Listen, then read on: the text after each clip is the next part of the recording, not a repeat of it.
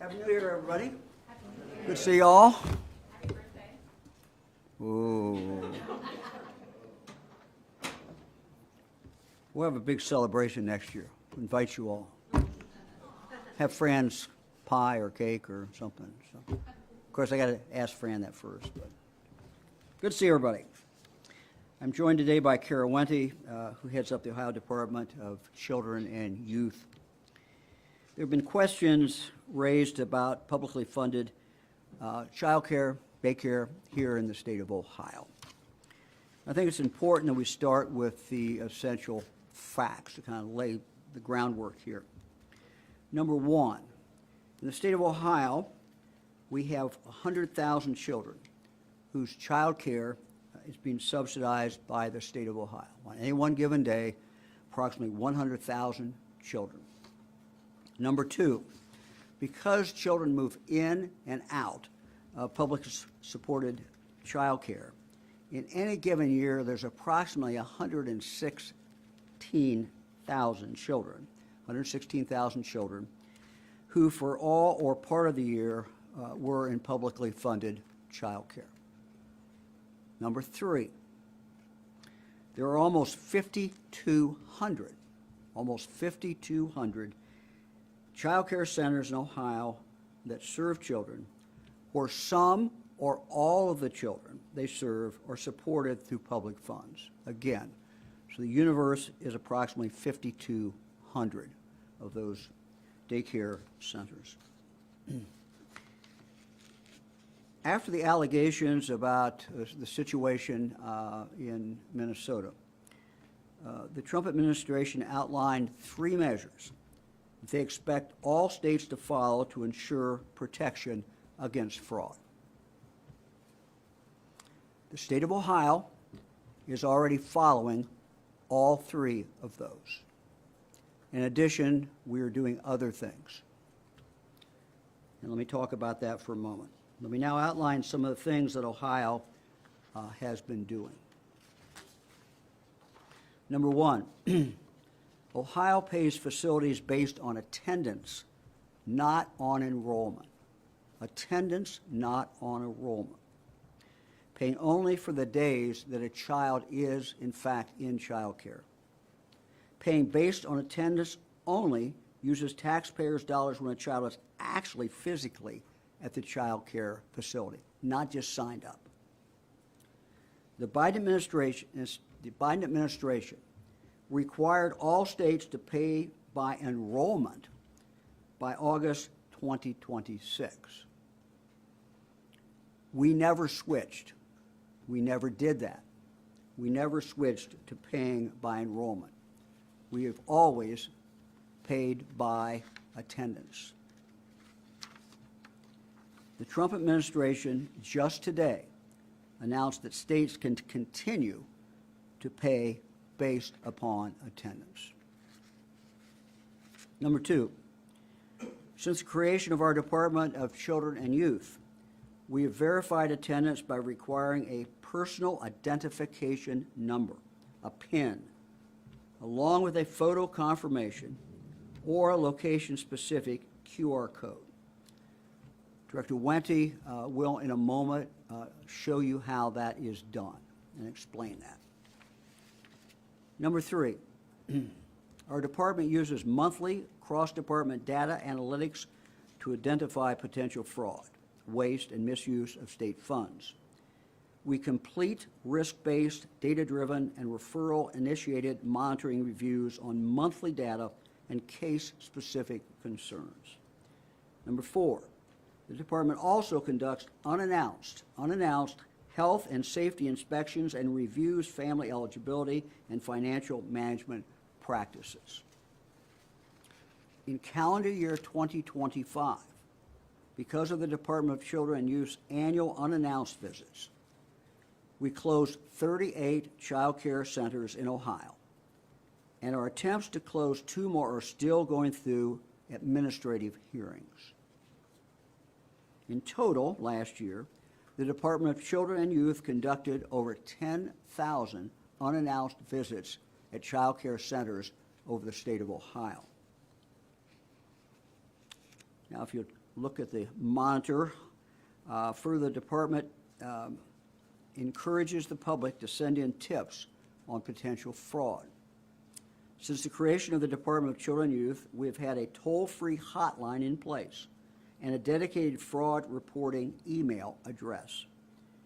We put into place an additional report fraud tool on the front page of the department's website to increase public transparency and help the public send in emails about potential fraud. Now, as you know, in the afternoon of December 31st, this past year, just a few days ago, at about 3 o'clock, I issued a statement about child care in the state of Ohio.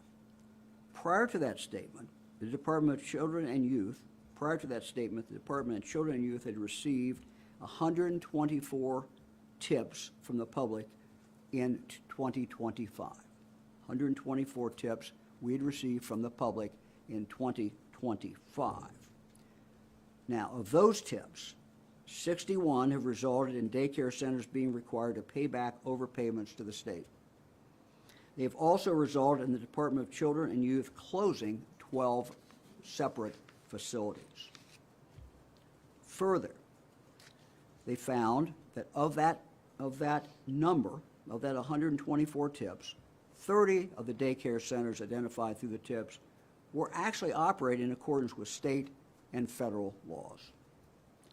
26, to complete the number, 26 are still in the final stages of review. Now, after my statement on the last day of December, which we included a link to the website where you can report fraud. As a result of that, we received that day an additional 26 tips that have now either been investigated or in the process of being investigated. Now, in addition to receiving tips that are sent to us, we also are monitoring social media. And on social media, we see things that would indicate someone believes that there is fraud going on. Again, I want to clarify that these are on social media that we have pulled down. These are not cases where someone has sent us something, but we monitor social media. Here is an example of something we saw on social media that turned out not to be true regarding a child care facility in Columbus that was located on State 161. This address caused concern on social media because the Google Maps image of the address shows a tobacco shop and not a child care facility. After investigating the tip, the department determined that the Google Maps image was not current, rather was from 2022. Further, the facility did not open as a daycare center. They did open as a daycare center, but they didn't open until October 2025.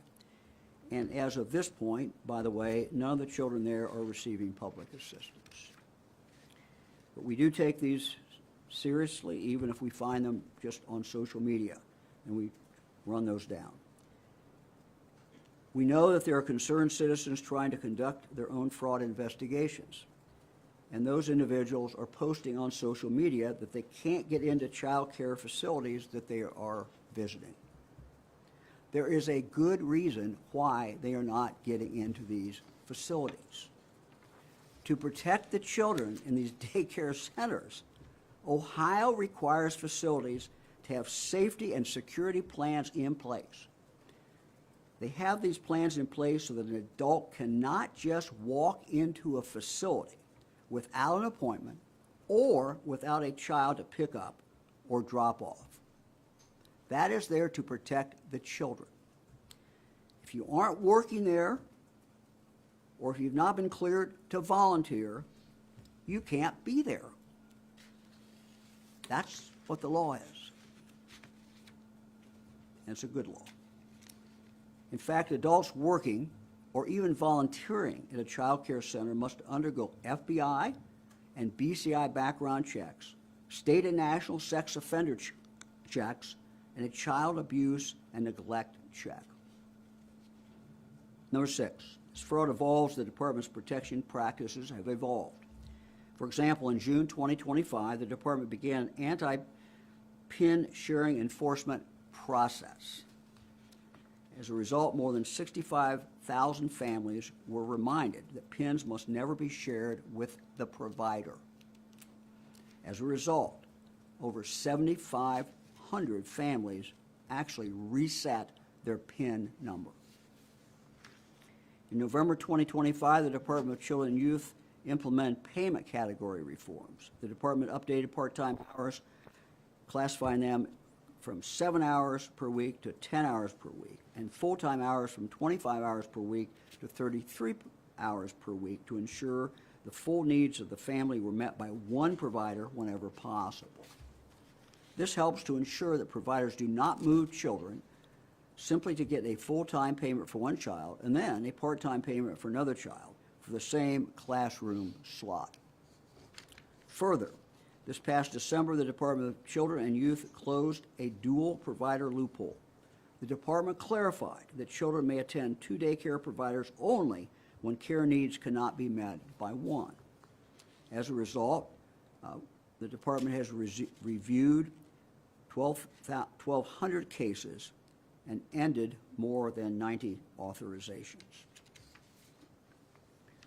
Number 7, after June 2025, when the Department of Children and Youth reminded all families and providers that they cannot share PIN numbers, we established new policies to further safeguard the children in care and Ohio tax dollars that include a process for random monthly reviews and targeted reviews for high-risk practices. These reviews have now started. Now I'd like to turn things over to the director, and she will talk a little bit about, give some of the nuance in regard to the protections that we have in place. Director?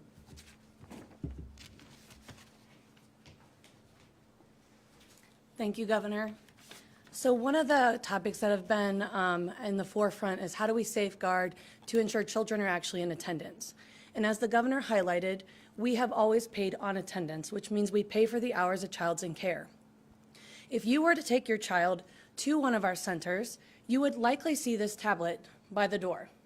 The tablet requires a parent, when they drop off and pick up, to enter their 10-digit telephone number. It's associated with them as an individual. Once they enter that 10-digit phone number, they'll see their name come up. They click on their name, and then they're able to say, I want to check my child in or out. Once they've done that, they then enter their 4-digit PIN. That personal identification number is required to be set the first time they log in, and they're required to safeguard it. As the Governor said earlier, we wanted to ensure that all parents were reminded that that PIN has to be safeguarded and not shared, and that the provider should not have it. That's what we issued back in June. Once they issue that PIN, there's a picture taken to authenticate that the person signing them in is an adult that's known to the case. And then they submit it and they save it. To give a little bit more detail around this process, we do have a short video that will actually show you how it works on the tablet. Welcome to the introduction video for the KinderSign app. This video will show you how to check a child in care on a tablet at your program's location. To begin, open the KinderSign app by tapping on the app icon. Enter in your phone number and press Next.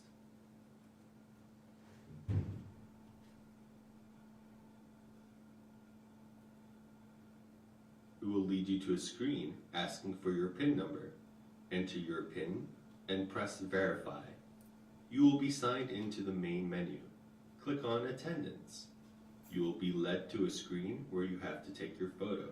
Smile and press Authenticate to take the photo. You will see a list of children associated with you. Choose the Sign In option for the children you are signing in and press the Submit button. You should see the attendance saved message pop up if you are successful. Signing them out is the same process. Enter your phone number and press Next.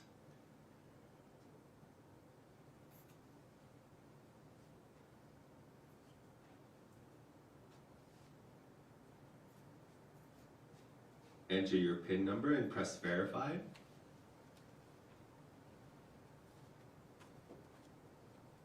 Click on Attendance, smile for the photo and take it by pressing the Authenticate button.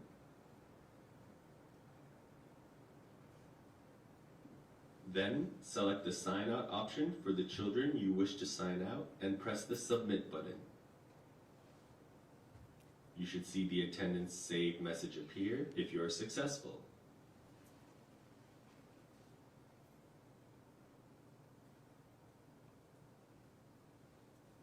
Got it? That's it. The other option is that the governor mentioned is a QR code. That QR code is actually loaded on this tablet as well. It's location and geocoded specific. And a parent could take a picture with their smartphone that's also registered to them. So that number has to be linked to a person, that has to be linked to a child, that we can safeguard to make sure we know who's checking that child in and out. So it's for security, but it's also, as the director said, we had situations where that number, that unique number was being actually retained by the facility. And that's not the idea. They should not be able to control that. Whether someone shows up with their child, we're paying on attendance, not on who signed up. And so the attendance is what we want to count, and this is one way that we have a much better opportunity to get that attendance and to know that that person was really, that child was really there. Happy to take any questions, or in all likelihood, I will direct them to the director. Well, Governor, you just said that these pins were retained. Has there been any suggestion or have you identified any fraud prior to these letters going out that the provider was in fact using these pins when the child was there? I'll let the director take that. So the reason we did the reminder is that we had a concern that the pins were being shared, but we didn't know why.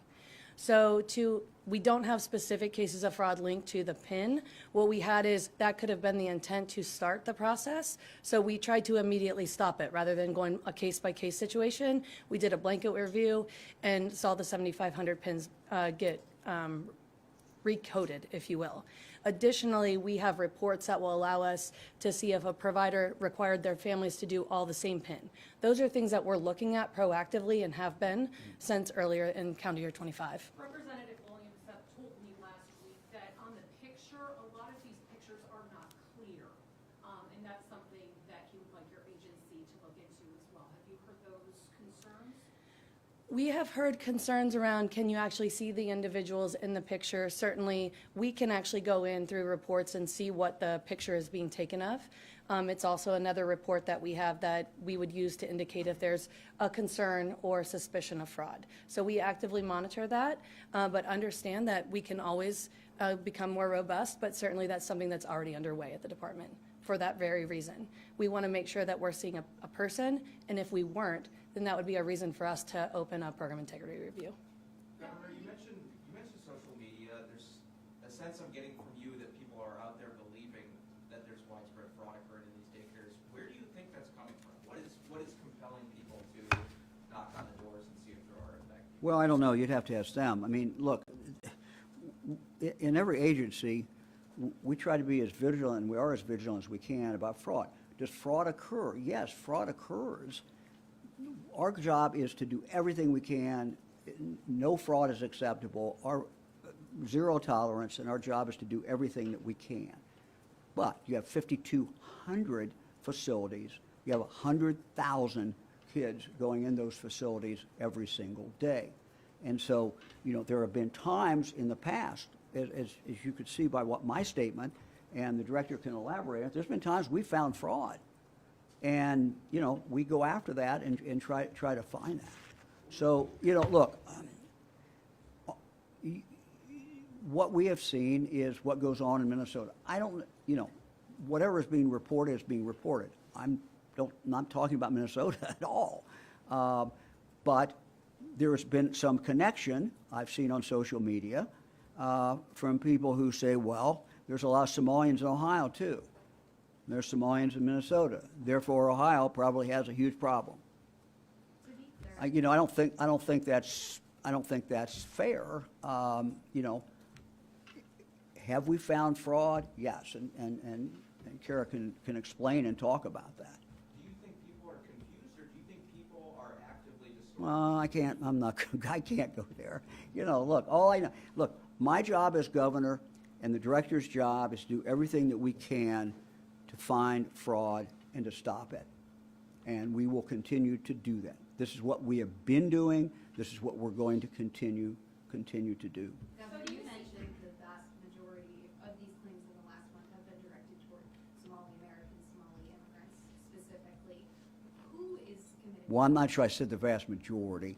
What I'm saying yeah, the vast majority of these claims have been directed toward Somali Americans and Somali immigrants in Minnesota and here in Ohio. Of course, Columbus has the second largest population Yes. of Somali Americans. Is it your opinion that one population is committing some level No. of fraud, or is No, it look, fraud but widespread? there's two ways of saying it, and they're both true. What we have found in fraud in Ohio has certainly included people who are not Somalians. Has it also included some people who have a Somalia background? Yes. So both things are true. So, you know, we don't care who's committing the fraud. We go after that and do whatever we can to stop it.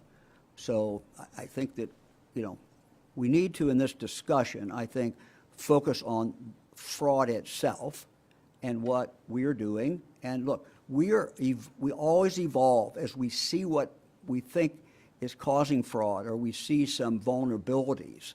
You know, the easiest example is the PIN example. There was no reason that many of the facilities had the PINs.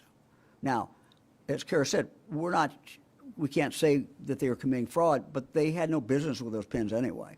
And so going to do what you can to eliminate that. So it's always a constant process to continue to evolve, and we will continue to evolve as people continue to do things. But we need to look at this as not a Somalia problem. We need to look at this as a fraud problem. On the flip side, there have been daycares, you know, that are run by Somali immigrants that have been targeted. I mean, law enforcement in Columbus has been called multiple times to these daycares. Do you have broader safety concerns that these, you know, concerned citizens are banging on one of the daycares? reasons we're doing this press conference is to try to get out to the general public what the facts are. And, you know, the facts are that there's a reason that citizens who are going up and trying to video something and trying to see what's going on inside the doors aren't being allowed in. You know, that we do 10,000 inspections a year, and we do more when we get more complaints, But the public needs to understand, if it's your child in there, you don't want a random person to be able to knock on that door and get in.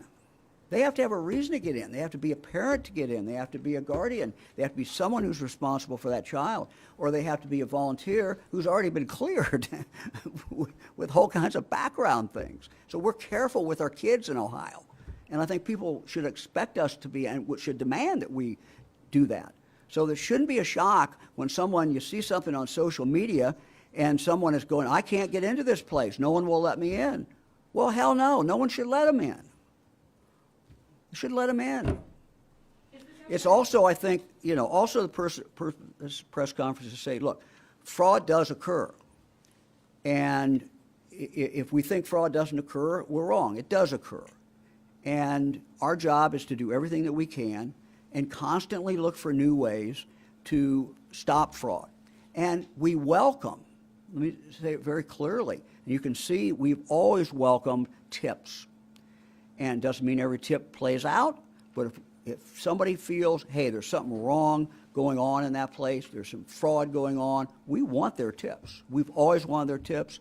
We appreciate the fact that after we put our release out at 3 o'clock on December 31st, we got a bunch of tips coming in. Now, we haven't run them all out. We can't tell you yet whether they play out, but we welcome those. So we want the public's involvement.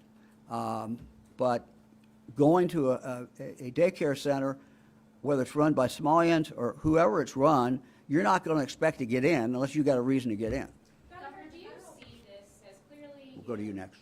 Okay. Clearly, you know, nobody wants fraud to be occurring, but do you see the rhetoric going on right now? Do you see these claims as being from anti-Somali Well, look,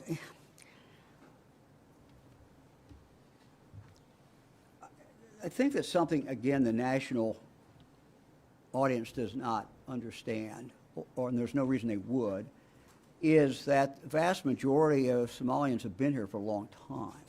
I mean, this influx that came for most of Somalians for a number of years ago. Many of them are citizens. Many of them run businesses. So, you know, we need to just not fixate on any population. We need to fixate on the problem. We need to fixate on the fraud. We need to focus on what we can do collectively, all of us together, to stop fraud in Ohio or stop fraud in any other state. That's what we need to do. Governor, President Trump has frozen childcare funds because of the investigation in Minnesota. You said that we're meeting all of their requirements. Have you received any guidance about release of those funds or whether the administration believes you meet those terms? So I'm going to ask the director to, she's had an exchange with the Trump administration. I want her to read the response, and we're not there yet, but I'm going to have her explain exactly what she did and where we are. So in the evening of December 31st, we outlined much of what the governor already outlined as the work we were doing to safeguard taxpayer dollars. We shared that with our partners at the Administration for Children and Families, told them that we were doing our due diligence and constantly evolving and looking for new ways to expand and improve.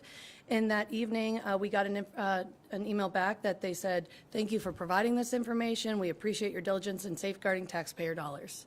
So yes, we have been in communication. We've shared our information from a high-ranking official at the Administration for Children and Families. A follow-up, do we have enough money to keep paying for this right now? Or is there any concern about not getting additional funds? Certainly, we know that we need the federal funds to maintain our program as is. We are going to work closely with our federal partners to ensure they have the information from us that they need to feel confident. We know that we are moving on every measure that they have already outlined and shared that information. But yes, we will need federal funds to maintain our program as is ongoing. But this is not a situation where today there's no money. That's correct. This is a situation where, you know, we feel confident, confident that we are providing them the information, and we'll provide them any other information to validate what we are doing. So we do not anticipate, certainly don't at this point, anticipate a problem with that. How many days do we have here before the funding runs out? Yeah, assuming no additional funds would come in. If we do not receive funds over the next 8 to 10 weeks, that would be problematic for our system as it is today. We have funding. So 8 weeks from now, Yep. 8 That's to 10 correct. weeks from now. Have you gotten any communication from the Trump administration as to when they plan on clearing states for? No, I think the answer is no, unless you That's have correct. something different, yeah. We have not received that yet. Governor, the last time I remember you really calling a very public fact check in this way was in October when there were baseless claims that Haitians were eating dogs in Springfield. Do you see any connection between these? I'm not going to go there. I'm not going to do that. Why not? We'd like to hear it. Yeah, I know you would, but I'm not going to do it. Look, my job, it seems to me, is to share with the people of the state of Ohio the facts. And we tried today in the statement that I just gave to share with the people of the state of Ohio what the facts are, what we know.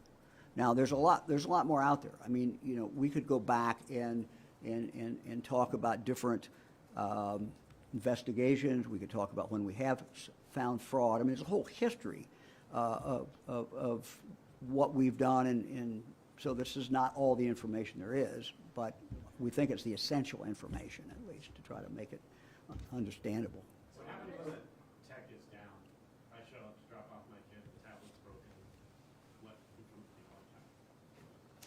Yeah, so in the event that the technology wasn't able to be connected to Wi-Fi, it can store the information. It doesn't have to be connected real time. You can connect it later. We also still require that they have a separate attendance log. So not only are they doing this on the tablet, they're also keeping a classroom log that the teacher's signing as well. So there's two safeguards, but unless the tablet is broken and you need a new one, that should not be the issue. Can you address, On the attendance, please, on the attendance, payment is still going on, is that what you're saying, that payment is still going on based on attendance as of today? That's correct. Ohio pays on attendance. We have paid on attendance. We are continuing to pay on attendance. We did not make the switch, as the governor outlined, to enrollment. And so, yes, payments are still going out based on attendance. Are the 10,000 unscheduled visits, is that enough, or do you need to do more of those, or what do you? Look, I think we're always reviewing that. I mean, in any department, any agency, we're going to constantly review what is necessary. I guess if that was the only thing we were doing, it's one thing, but we're doing a number of different things. But certainly, unannounced visits, no matter whether you're talking about nursing homes or whether you're talking about childcare, always important. And so we will continue to review what we think is necessary to make sure that kids are in a good environment, but also at the same time check for any fraud that we might pick up during that visit. Again, I'll say this again. We ask the public to give us tips. If they have tips, we will act on those tips. And in the past, some tips, as I gave you the statistics for last year, some tips we find play out and there's a problem and we take action.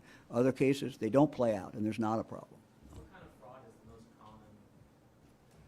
What do you do about it? You shut down what, 30? Well, I would say, let me, we're paying by the person. So the most common fraud, I would think, Kara can correct me, director can correct me, would be somehow manipulating the numbers. But That's correct. So it would be, if you don't have proper documentation, you've requested payment for children that we don't have attendance records for, and you have that where we've provided technical assistance and you're continuing to do that, that's going to be the most common where we see that there's an intent. A lot around, when we have a conversation around fraud, it gets very convoluted very quickly because there's a misuse and then there's fraud. And so we often see it in our space of attendance and attendance tracking, and that's where we focus a lot of our attention to try to safeguard. can you discuss the 61 facilities with the overpayments last year? How did those overpayments happen and how much an overpayment was there? So in those 61 overpayments, it was just over $2 million that was required to be collected back. Total.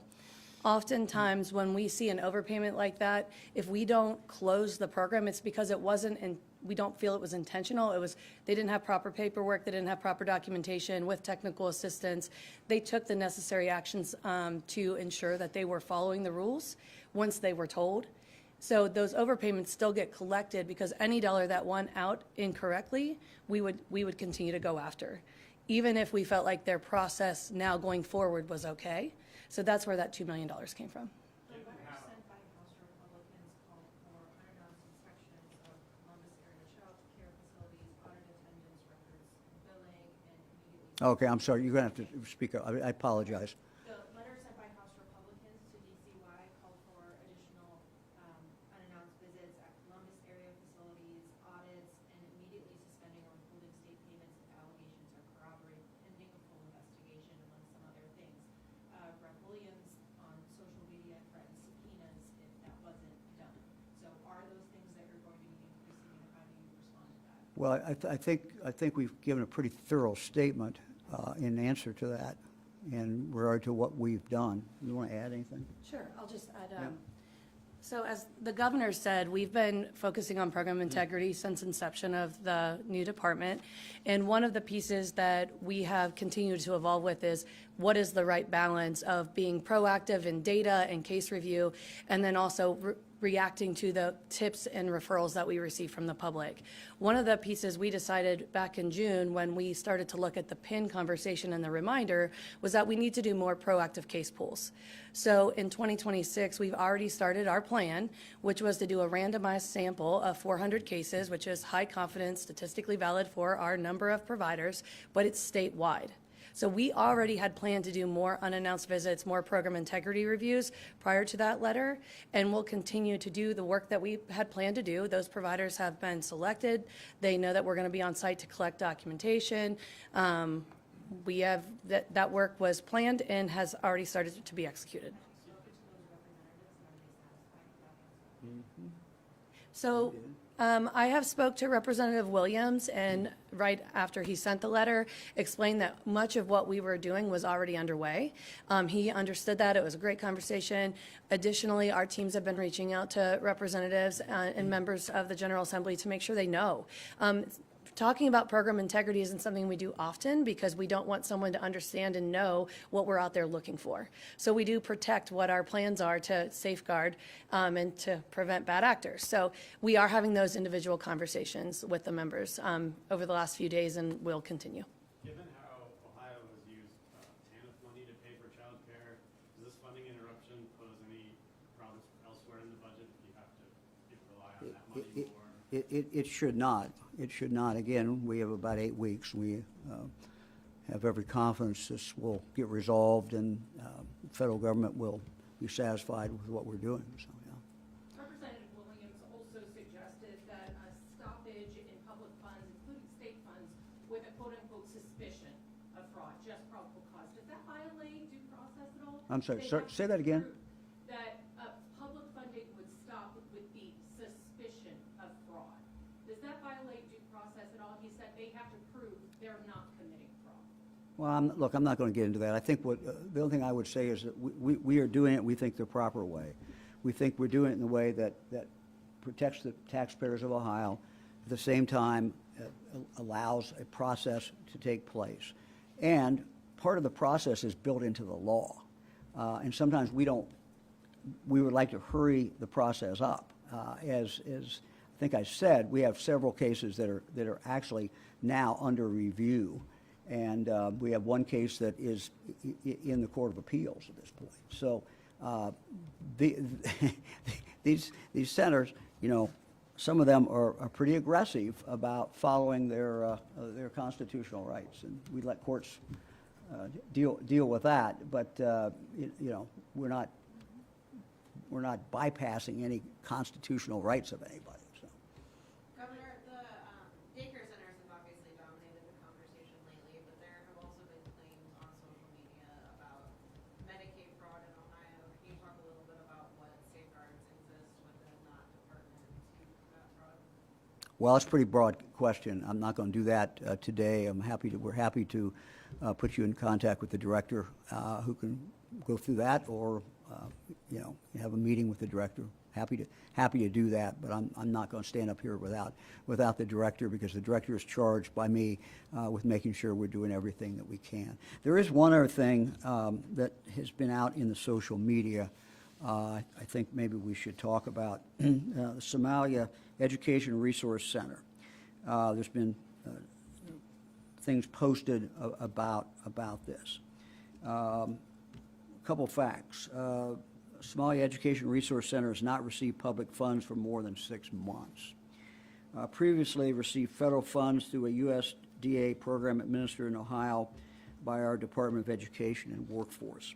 The program reimburses child care centers for the cost of providing food to children. So it's a food issue, and it comes under the Department of Education. On December 10th, 2024, the Department of Education and Workforce received an anonymous tip that Somalia Education Resource Center was claiming to have served more meals to kids in their 48 affiliated child care centers than they really did. In response, we began a series of unannounced site inspections to these child care centers. Those began on December 16th, 2024, and they continued into 2025. These inspections revealed the number of meals actually served was consistently lower than what the number of meals they were claiming to serve. As a result, in June 2025, we suspended payment to the organization. That's June 2025. We suspended payment to the organization. In September 2025, we terminated them from the food program altogether. In the time since, they've been fighting us in court, as I mentioned, on the suspension and the termination. But we are confident that the courts will uphold our decision, but we do await the court decision. Again, the Somalia Education Resource Center has not received public funds since before they were suspended in June of last year. Finally, one of the claims that was up on social media and has been repeated by some people. Finally, as to the claims that many of their 48 affiliated child care centers opened the same day, that is not true. That is not true. It's not accurate. Now, we imagine this allegation came from an online directory that includes child care centers receiving funding for the food reimbursement program. The date in question is actually the date this directory received a system update to allow providers to access a new program application. That is why we think those all bear the same date. That's why they all appear to share the same start date on the web page. In reality, the first of this organization's child care centers were approved to provide meals under the federal program in 2015 and 2016 school year, with more being added over time. Their last two child care centers were approved under the nutrition program in the 2024-2025 school year before the start of our investigation. So, those are the facts. That was another thing that was out there with a different program, but I thought I would just try to clarify that in case that comes up in the future. Okay. Governor, do you have any thoughts on the arrest of Maduro? Look, he's a bad guy. He's a bad guy. The world is better off for him standing trial. You know, I think that the challenge, of course, for our country is, you know, what happens there next, and that's always the challenge. We've learned that from history. You know, what happens after that? But I don't have any sympathy for him. You know, I'm sure the Justice Department has the evidence to make their case, and you know, Venezuela is better off without him. I think you see the reaction of Venezuelans in the United States. I think you see the reaction of Venezuelans that many of them in Venezuela that were interviewed the other day, where I saw them yesterday. So. Again, that's about all I've got to say. I'm no longer doing foreign affairs, so, but we'll let it go at that. One more question. The latest budget correction bill still has you switch to enrollment by 2028, I believe. Is that still the state's plan? It's not our, the latest, say that again. The budget correction bill only delayed the transition from attendance to enrollment by 2 years into 2028. Is it still the state's intent to transition to enrollment-based payments for child? No, we're always going to stay on attendance. It's always been our intention to do attendance. What was going on is you had the Biden administration giving us a deadline. We did not, because we hadn't hit the deadline, we withheld that. We held back. We said, no, we don't want to do that. And you know, we never got to the deadline until the Trump administration came in. They changed it, you know, to just today. You know, that's something we certainly wanted them to do. So those facts have changed. But what we wanted and what we intended, you know, that has not changed. We know one is better than the other. We know one is more accurate. We know one will save taxpayers' dollars. Thanks, everybody. Happy birthday. Thank you.